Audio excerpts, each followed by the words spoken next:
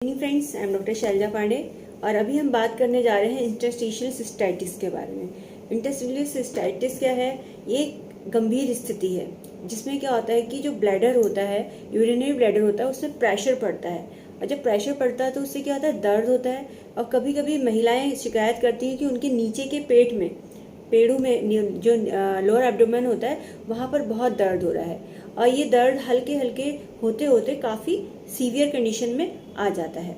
ये स्थिति क्या होती है कि इसमें क्या होता है कि जो ब्लैडर होता है वहाँ पर एक सिंड्रोम जैसा बन जाता है, काफ़ी सिम्टम्स आने लग जाते हैं, सिंड्रोम जैसा हो जाती है दिक्कत। अब इसमें क्या है, ब्लैडर में क्या होता है, एक जैसे आप यूरिनरी ब्लैडर होता है वहाँ पे एक बैलून लाइक एक स्ट्रक्चर होता है, वहाँ पर क्या होता है, यूरिन इकट्ठा होता है और जब ये भर जाता है तो हमारे माइंड में पेल्विक जो मसल्स नसें होती हैं, जो हमारी पेल्विक नर्व्स होती हैं, वहाँ से एक मैसेज आता है कि अब यूरिन को पास कर देना चाहिए, मतलब पेशाब करने की इच्छा पैदा होती है। मगर इंटरस्टिशियल सिस्टाइटिस में क्या होता है, ये मैसेज प्रॉपर तरीके से नहीं हो पाता है कन्वे। इसमें क्या होता है कि अक्सर यूरिन जाने की आवश्यकता तो होती है, मतलब यूरिन जाने की बहुत इच्छा भी होती है, उसके बावजूद भी जब पेशेंट यूरिन पास करने जाता है तो उसको खुलकर पेशाब नहीं होती है, खुल के यूरिन नहीं होती है, या फिर होती है तो थोड़ी थोड़ी मात्रा में होती है। उससे क्या होता है कि ब्लैडर में यूरिन भरने लग जाता है और प्रेशर पड़ता है और पेनफुल कंडीशंस आ जाती है। कभी तो ये बहुत मतलब सीवियर कंडीशन हो जाती है, पेशेंट को बहुत ज़्यादा दिक्कत हो जाती है। ये परेशानी ज़्यादातर महिलाओं में होती है बिकॉज इसमें इन्फेक्शन भी इसका कॉज हो सकता है कि कई यूरिनरी इन्फेक्शन होने की वजह से भी ये दिक्कतें हो जाती हैं। ठीक है, अब हम आते हैं कि इसके लक्षण क्या हो सकते हैं, क्या सिम्टम्स आएंगे। अगर किसी को इंटरस्टिशियल सिस्टाइटिस है तो उसमें क्या लक्षण आएंगे। देखिए, ऐसा होता है कि जो महिलाओं में इंटरस्टिशियल सिस्टाइटिस होगा तो उसमें क्या है, लोअर एब्डोमिनल पेन होगा, पेड़ों में दर्द होगा। ठीक है, और जब ब्लैडर लगातार भरता जा रहा है मगर यूरिन पास नहीं होगी तो ऑब्वियसली उसकी वजह से दर्द भी होगा, बेचैनी होगी, घबराहट होगी, पेशेंट को बहुत दिक्कत हो जाती है। ठीक है, उसके साथ साथ पेशेंट को क्या होगा, पेल्विक रीजन में पेन होगा। ठीक है, और पेल्विक रीजन में पेन होगा, उस पर प्रेशर बहुत पड़ेगा तो उससे पेशेंट को एग्जाइटी, घबराहट, बेचैनी बहुत ज़्यादा हो जाएगी।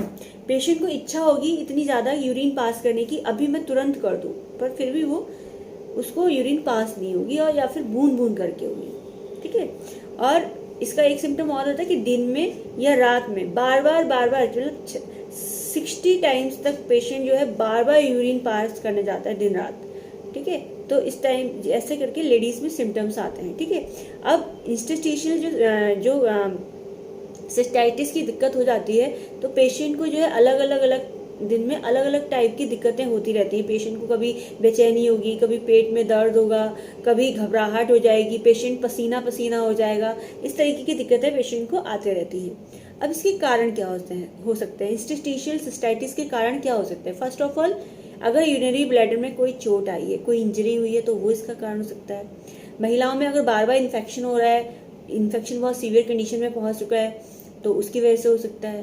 पेल्विक रीजन में जो है, अगर पेल्विक रीजन की जो मांसपेशी मसल्स हैं वो सही से अगर वर्क नहीं कर रही हैं तो दिक्कत हो सकती है। अगर यूरिनरी ब्लैडर के टिश्यूज़ में कोई ऐसा इन्फेक्शन हो गया है, कोई ऐसी दिक्कत हो गई है, बीमारी हो गई है, उसमें डिजीज ऐसी हो गई तो जिसकी वजह से यूरिनरी ब्लैडर से यूरिन पास करते हैं उसमें जलन होना या यूरिन प्रॉपर तरीके से पास नहीं हो पाता है तो वो हो सकता है। स्वेलिंग, अगर स्वेलिंग आ गई है यूरिनरी ब्लैडर में तो वो दिक्कत हो सकती है, इन्फ्लामेटरी कंडीशन आ गई है। और अगर यूरिन पास करते समय कोई ऐसी दिक्कत हुई है जिसकी वजह से यूरेटर में कोई परेशानी हो गई है, उसमें कोई इंजरी आ गई है तो उसकी वजह से दिक्कतें हो सकती हैं।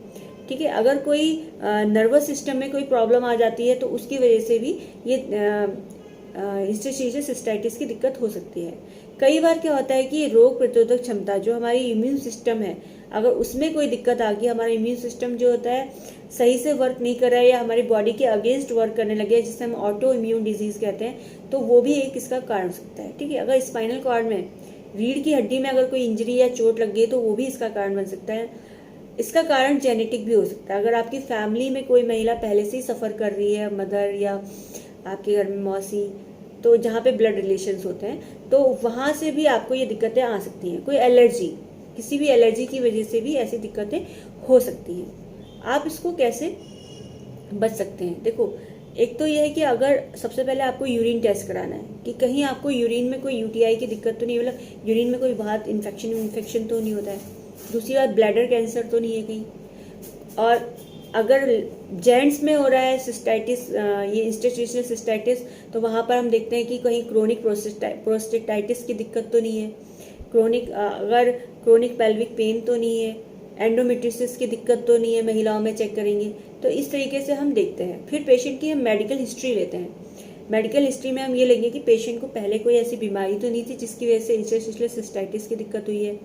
फिर उसका पेल्विक एग्जामिनेशन करेंगे, पेशेंट को यूरिन टेस्ट के लिए एडवाइस करेंगे, पेशेंट का यूरिन टेस्ट कराएंगे, बायोप्सी कराएंगे। ठीक है, बायोप्सी कराते हैं तो उससे भी पता चल सकता है कि आखिर इसका कारण क्या है, क्यों हो रहा है ऐसा। फिर हम उसकी ट्रीटमेंट के लिए देखते हैं। अब ट्रीटमेंट में हम फिजिकल थेरेपी भी करा सकते हैं। ठीक है, पेशेंट का मेडिकेशन कराते हैं, ओरल मेडिकेशन हो जाता है। दूसरी बार हम उसे एडवाइस करेंगे कि वो टेंशन से दूर रहे, तनाव से दूर रहे। अगर स्मोकिंग करते हैं तो स्मोकिंग ना करें, टाइट कपड़े नहीं पहनने होते हैं, एक्सरसाइज करें, प्रॉपर तरीके से स्लीप लें और हेल्दी रूटीन बनाएं। ठीक है, और होम्योपैथिक मेडिसिन के बारे में डिस्कशन करेंगे। तो अगर किसी को इंजरी के बाद अगर इंटरस्टिशियल सिस्टाइटिस की दिक्कत हुई है तो वहाँ पे आर्निका बहुत अच्छा काम करती है। आर्निका हम पेशेंट को दे सकते हैं। आफ्टर सर्जरी भी कई बार कोई ऐसी सर्जरी हुई होती है उसके बाद भी ये दिक्कतें हो जाती हैं, तो वहाँ पे स्टेफी जो है बहुत अच्छा काम करती है। एपिस मेलिफिका जो है इंटरस्टिशियल सिस्टाइटिस के लिए बहुत अच्छी मेडिसिन है, हम पेशेंट को दे सकते हैं। कैंथेरिस, अगर यूरिन जो है बूंद बूंद करके आ रही है, बहुत पेनफुल कंडीशन है और जलन बहुत ज़्यादा हो रही है, पेशेंट में बर्निंग कंडीशन हो रही है यूरिनेशन के टाइम पे, तो वहाँ पर जो है कैंथेरिस भी होम्योपैथिक मेडिसिन है, वो बहुत अच्छा काम करती है, पेशेंट को तुरंत रिलीफ मिल जाता है। Thank you so much. आज के लिए इतना ही। नेक्स्ट वीडियो में नेक्स्ट डिजीज़ के बारे में डिस्कशन करेंगे। आपको कोई सवाल करना है तो आप मुझसे यूट्यूब पर भी कर सकते हैं। कॉल फॉर मी ऐप मेरा ऑनलाइन कंसल्टेशन ऐप है, तो आप उसको अपने फ़ोन में डाउनलोड करके आप उसमें डायरेक्ट ट्रीटमेंट ले सकते हैं। और बाकी सभी लोग अपनी केयर करें, अपना ध्यान रखें। मैं हमेशा यही कोशिश करती हूँ, इन बीमारियों के बारे में डिस्कशन इसीलिए करती हूँ कि अगर किसी को कोई ऐसी दिक्कत है, अगर वो अवेयर नहीं है इन चीज़ों के लिए, अगर वो नहीं दिखा रहे हैं अपने आप को या अवॉइड कर रहे हैं, तो तुरंत अपनी तरफ ध्यान दें और अपना इलाज कराएं। Thank you so much.